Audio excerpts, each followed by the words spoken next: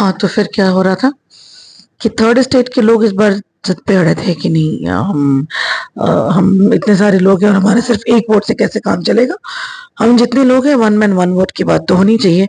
वो ऐसा इसलिए कह रहे थे क्योंकि रूसो ने अपनी किताब द सोशल कॉन्ट्रैक्ट में ये बात एक कह दी थी कि वन मैन वन वोट जो है वो डेमोक्रेटिक होने का एक बहुत इंपॉर्टेंट स्टेप है, वैल्यूएशन ऑफ द वोट। तो थर्ड स्टेट के लोग अड़े हुए थे। फिर क्या था, राजा को तो मानना था नहीं, राजा ने सिरे से नकार दिया।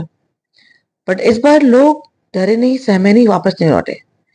ये वॉकआउट कर गए और वॉकआउट करके वर्साए, वहीं जहां ये लोग की मीटिंग चल रही थी वहीं पास में एक टेनिस कोर्ट था, और वहीं सारे लोग इकट्ठा होके उन्होंने एक प्रण लिया जिसको कहते हैं टेनिस कोर्ट ओथ, कि जब तक वो एक नया संविधान फ्रेम नहीं कर लेंगे, जब तक वो राजा की राजशाही को थोड़ा कम नहीं कर लेंगे, वो वहां से हटेंगे नहीं।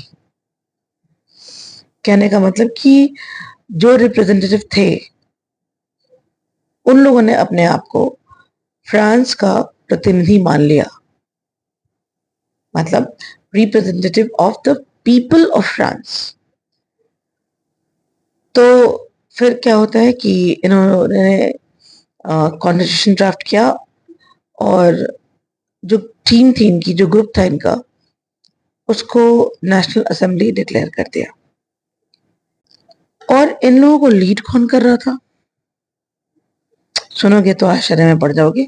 मीराबाऊ एंड एबेसिस, एक नोबल की फैमिली से था, एक प्रीस्ट की फैमिली से था, और दोनों को ये लगता था कि ये जो अत्याचार हो रहा है थर्ड स्टेट के ऊपर, ये ज्यादा हो रहा है,